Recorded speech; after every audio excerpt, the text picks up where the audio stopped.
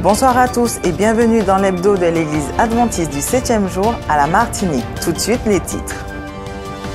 Après une campagne d'évangélisation menée par les chefs guides en formation, l'église de Smyrne accueille 6 nouveaux baptisés.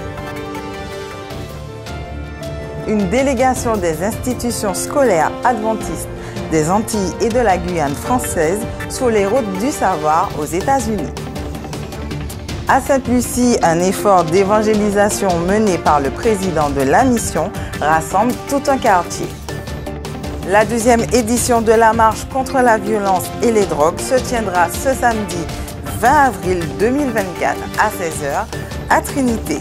Nous recevons en interview sur ce plateau Pasteur Hilary Lucéa pour mieux nous en parler.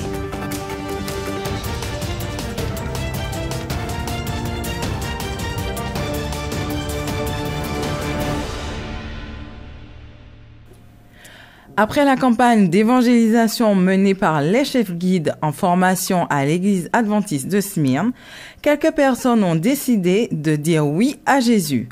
La cérémonie de baptême a eu lieu ce samedi 14 avril 2024 au bord de mer de l'étang Zabricot. Un reportage d'Espérance Média. Sous un ciel bleu, aucun nuage à l'horizon ce samedi 14 avril pour venir perturber ce temps que s'apprête à vivre l'église de Smyrne, le baptême de 6 personnes. Acte de foi, geste symbolique pour témoigner publiquement de leur alliance avec Dieu. Tandis qu'ils s'apprêtent à passer par les eaux de baptême, la joie et la fierté peuvent se lire sur le visage de la famille, des amis et de la communauté présente. Pour mieux comprendre cet instant, nous avons rencontré le pasteur de l'église de Smyrne. Il y a de la joie ici sur cette plage de l'étang Zabricot parce que j'ai vu des jeunes filles, j'ai vu des jeunes gens, j'ai vu des personnes engagées qui n'ont pas été hésitantes et qui publiquement sont entrées dans les eaux ici pour dire oui à Jésus, confesser son beau nom devant cette assemblée. Donc mon cœur est rempli de joie et mes prières continueront à aller au trône de la grâce et fasse une expérience positive, durable, autour de Jésus, qui soit debout pour l'acclamer. Une délégation de 22 éducateurs des institutions scolaires adventistes des Antilles et de la Guyane française, accompagnés d'autres éducateurs de la division interaméricaine, ont effectué un voyage à travers les États-Unis, organisé par le département de l'éducation de la division interaméricaine et de l'Université adventiste de Montemorelos. Ainsi, du 30 mars au 9 avril, ces éducateurs ont pu visiter des lieux historiques de l'Adventiste, tels que la première église adventiste, la grange d'Hiram Hudson et le village de Battle Creek. Cette belle aventure s'effectuait en bus dans une ambiance de louange, de prière et de partage. Le but étant de s'approprier l'histoire des pionniers adventistes, tisser des liens entre les éducateurs et renforcer l'esprit de la mission. Ce voyage a laissé des souvenirs précieux, une expérience de foi profonde et un engagement renouvelé pour la mission adventiste. Voici tout de suite quelques images avec l'UAGF. Le 30 mars 2024, au départ de l'aéroport Aimé-Césaire et à destination des États-Unis, une délégation de 22 éducateurs des institutions scolaires adventistes, représentant l'ensemble du territoire de l'Union des Antilles et de la Guyane française, s'apprêtait à embarquer pour une aventure extraordinaire appelée la Route du Savoir. Elle a été initiée cette année conjointement par le département de l'éducation de la division interaméricaine et l'Université adventiste de Montemorelos. Les objectifs de cette expédition étaient multiples.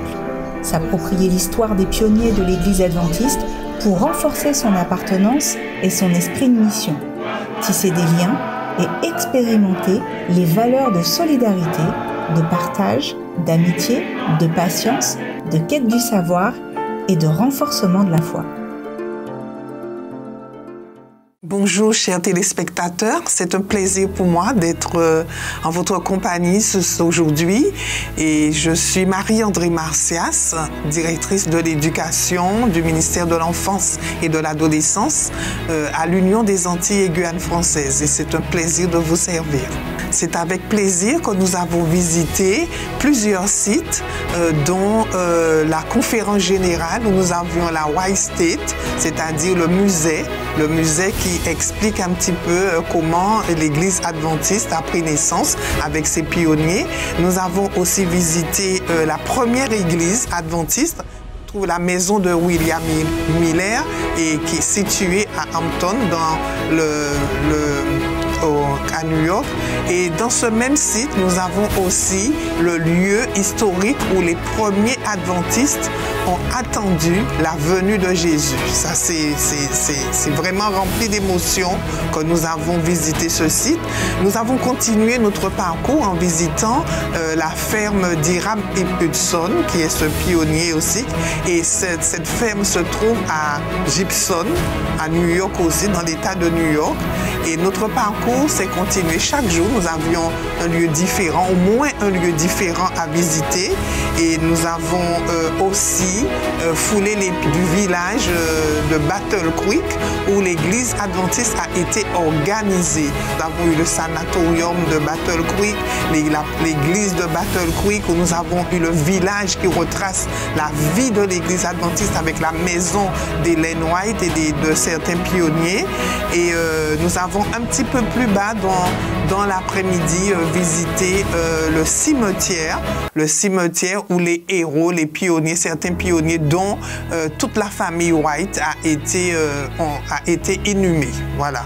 Et puis nous avons terminé notre visite avec Andrews University, où nous avons visité le musée White Center. Et là, c'est vraiment, non seulement il y a l'histoire des pionniers, mais il y a aussi tout ce qui fonde l'église adventiste, c'est-à-dire les prophéties de Daniel, grandeur, image vraiment symbolique qui montre vraiment l'église adventiste sur un angle particulier. Et ça, c'était formidable. Beaucoup de joie à parler d'Ellen White, parce que Ellen White est cette femme qui avec Joseph Bates et aussi son époux Jim White, qui ont fondé l'église adventiste. Et en ce qui concerne l'éducation adventiste, elle a écrit plusieurs ouvrages. Elle a été inspirée sur la manière, le mode opératoire de l'éducation, et elle a laissé plusieurs manuels, plusieurs écrits, des instructions dans le domaine de la santé, dans le domaine de l'évangélisation, dans le domaine de l'éducation, de la santé, dans tous les domaines. Et ces livres ont été inspirés par Dieu et en accord avec la parole de Dieu. Donc, je vais aussi parler de William Miller. William Miller qui était un prédicateur baptiste, mais qui dirigea un mouvement, le mouvement protestant.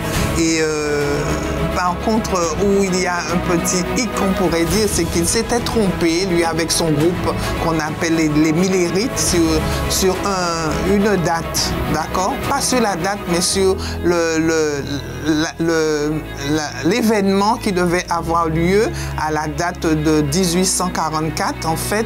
Et Jésus devait passer du lieu saint au lieu très saint, mais il pensait que Jésus allait revenir à la date entre 1843 et 1844.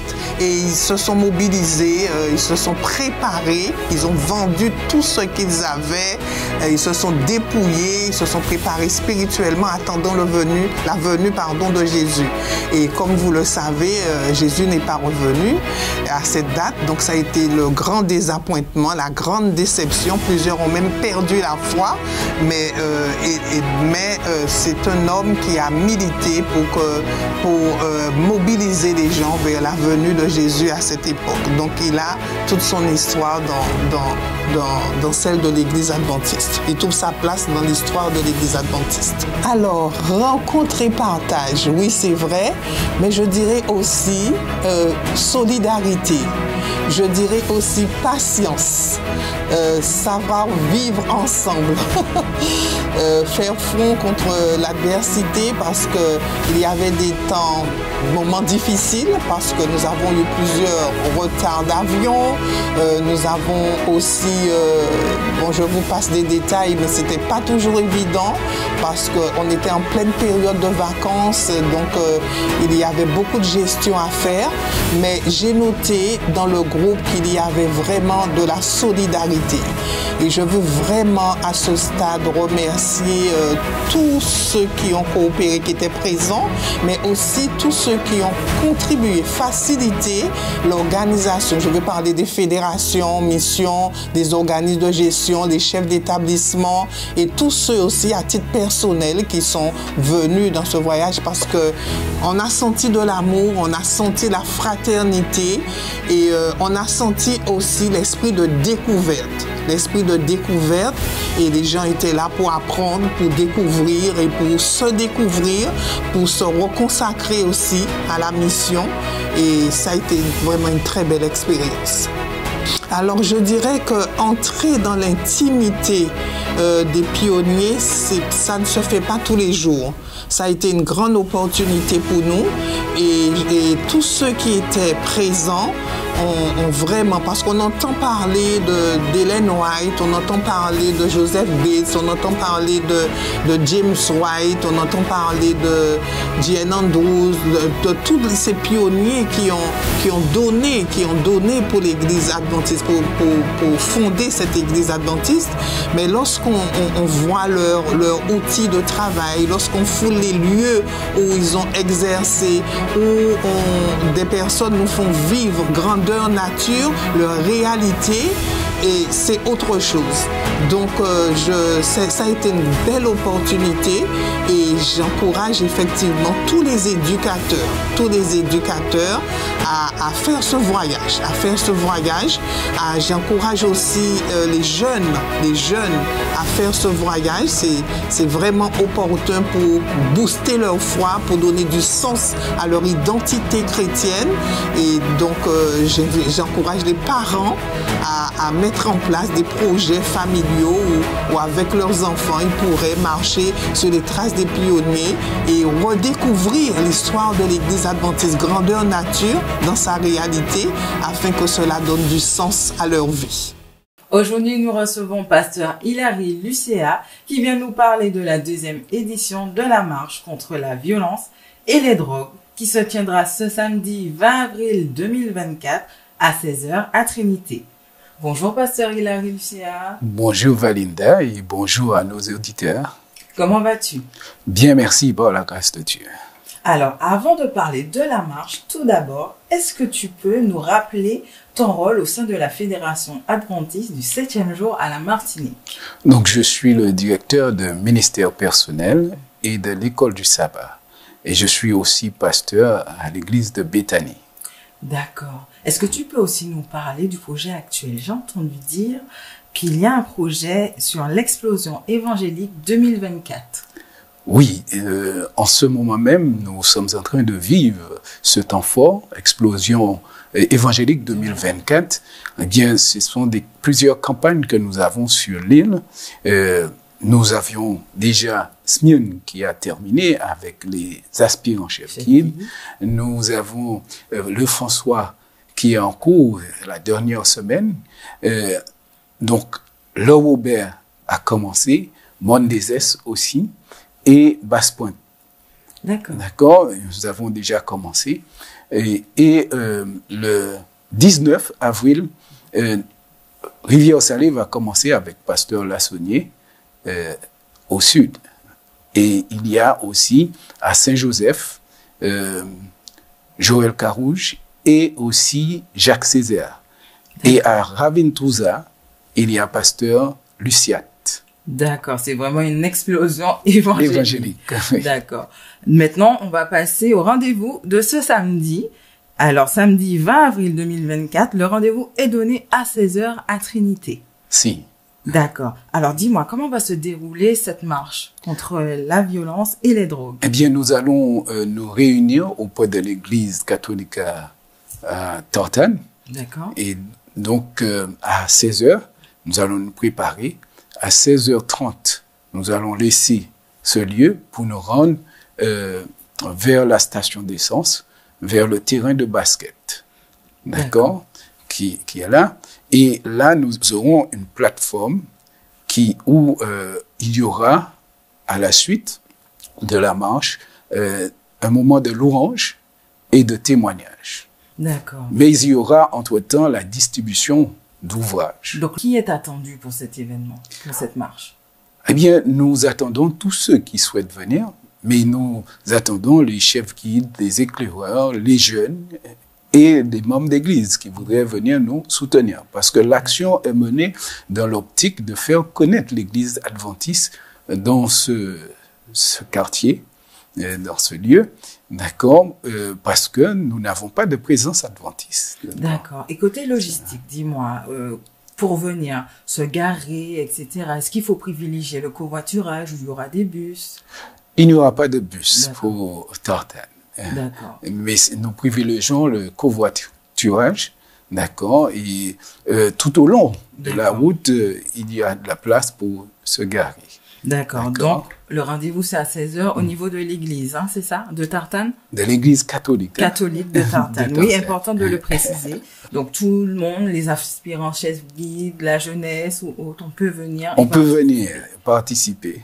Au contraire, ce serait bien. Et donc là, nous allons marcher contre la drogue, la violence. Donc, nous espérons que la Martinique va entendre ce message. Donc, c'est le but. D'accord, c'est le but. Que le message soit entendu. Voilà. Nous souhaitons vivre dans une île tranquille, où tout le monde trouve du plaisir. D'accord. Et donc, l'Église a son mot à dire dans tout cela. Nous vous rappelons le rendez-vous pour la 2e édition de la marche contre la violence et les drogues. Et je te remercie beaucoup. Merci. Et merci à nos auditeurs. Partons maintenant à Sainte-Lucie, au quartier L'Abbaye, où se tient du 4 avril au 12 mai un effort d'évangélisation sur le thème Behold, He Comes. Voici, il vient. Cet effort est tenu par le pasteur Roger Stephen, qui est le président de la mission de Sainte-Lucie. Un reportage de Danric Lassonnet. Je peux affirmer que l'évangélisation se porte bien à Sainte-Lucie. En termes de nombre total de baptêmes annuels, nous nous classons à la 3e position dans notre union, l'union de la Fédération de la Caraïbe, parfois même en 2e position, et nous continuons d'exceller dans ce domaine. Nous mettons également en avant l'évangélisation par les laïcs. Les laïcs à Sainte-Lucie sont très actifs et nous notons qu'il y a de plus en plus de prédicatrices qui tiennent des campagnes d'évangélisation. Et je peux dire qu'elles sont douées. Les 6 premiers mois de l'année 2024 sont consacrés à l'évangélisation par les pasteurs et les 6 derniers mois sont consacrés à l'évangélisation par les laïcs dans les églises et sous les chapiteaux. Le 14 avril, je vais commencer une campagne d'évangélisation dans le district de l'Abbaye où j'ai déjà prêché et d'où je viens. Et j'ai hâte de prêcher dans ce district, sachant que la dernière fois remonte à 21 ans. Nous avons prévu de nombreuses activités. Et il y aura un temps dédié à la santé, notamment avec des présentations et des bilans de santé.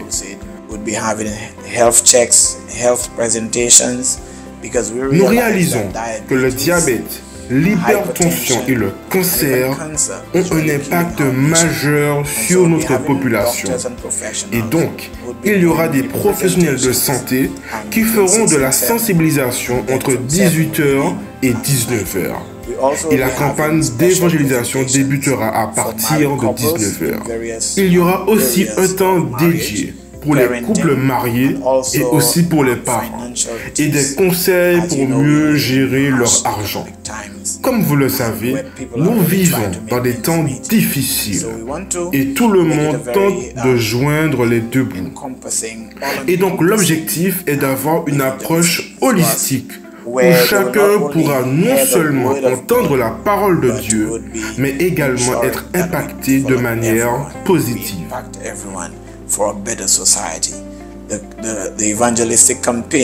Le thème de la campagne est « Voici, il vient ». Explosion du Gospel 2024. Nous voulons faire savoir à tous que tout ce que nous voyons sous notre île et dans le monde, notamment les guerres, sont des éléments qui nous indiquent que Jésus revient bientôt. Et nous devons faire savoir que Jésus revient. Pourquoi Jésus revient? Jésus revient pour mettre fin à la souffrance, mais aussi pour prendre ses enfants avec lui, afin de vivre éternellement avec lui dans le ciel, où il n'y aura ni pleurs, ni souffrance, selon Apocalypse 21. Priez pour nous alors que nous allons sur le champ de bataille pour réaliser de grands exploits pour Jésus-Christ. Passons maintenant à nos rendez-vous hebdomadaires, Les Sentiers du Bonheur, intitulé « C'est triste, mais ce n'est pas étonnant ». L'épisode est disponible sur le site www.adventiste.mq. Il sera également diffusé le samedi à 13h sous les ondes d'Espérance FM. Cette attaque de l'Iran fait suite à une frappe israélienne contre le consulat iranien à Damas, qui est la capitale de la Syrie, et ça c'était le 1er avril dernier. L'opération avait notamment provoqué la mort de 7 militaires iraniens. Maintenant, les observateurs s'attendent à une riposte israélienne qui pourrait bien embraser toute la région et bien plus encore. Malheureusement, l'histoire de notre monde est jalonnée d'épisodes plus ou moins similaires. Cette semaine, dans votre émission Femmes vertueuses, femmes de valeur, l'invitée sera Anne Béchet. Oui, c'est vrai que la présence de Dieu a fait beaucoup de bien dans ce foyer, dans cette rencontre. Et avant même que je rencontre mon mari, j'ai rencontré sa fille aînée. Et comme je m'occupais de ses grands-parents, elle a eu tout de suite une espèce d'amour pour moi. Et c'est par elle, c'est l'image qu'elle a donnée de moi qui a fait que maintenant, les autres enfants, les 2 autres, ainsi que les autres personnes de la famille m'apprécient. Et c'est vrai qu'ils ne sont pas ici, ils habitent l'Hexagone. Et c'est un plaisir de les voir, de partager avec eux. L'épisode sera disponible dès 7h sur votre chaîne YouTube Espérance Média Martinique. Découvrons maintenant le nouveau clip de la semaine, le Worship Moment, You Say, une reprise de Yanissa de Loen Daigle. Ma vie ne se résume-t-elle qu'à des moments de haute bas? Rappelle-moi, Seigneur, qui je suis, car tu sais que j'en ai besoin. Oh, tu dis que tu m'aimes quand je ne ressens rien. Tu dis que je suis forte, même quand je me sens faible. La vidéo est déjà disponible sur votre chaîne YouTube Espérance Média Martinique. Passons maintenant aux prévisions météo prévues pour ce samedi avec Audrey.